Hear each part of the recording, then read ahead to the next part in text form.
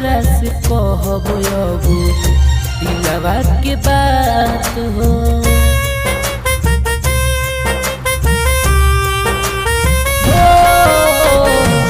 पल पल रोई अखिया सारी सारी रात हो, केकरा से कहबो हम दिलवा के बात हो।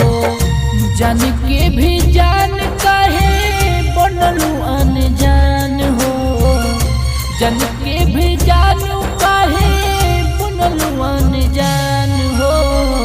तोहरा बिना दुनिया लागे वीरान हो, तोहरा बिना जिंदगी हमार लागे वीरान हो।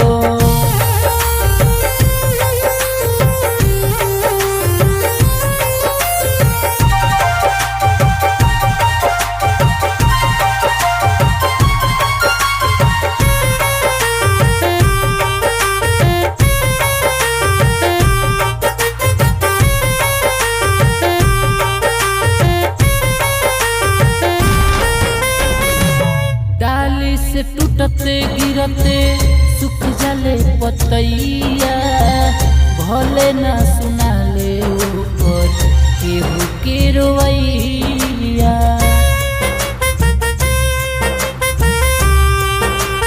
जान हो डाली से टूटते गिरते सुख जले पतैया, भले ना सुना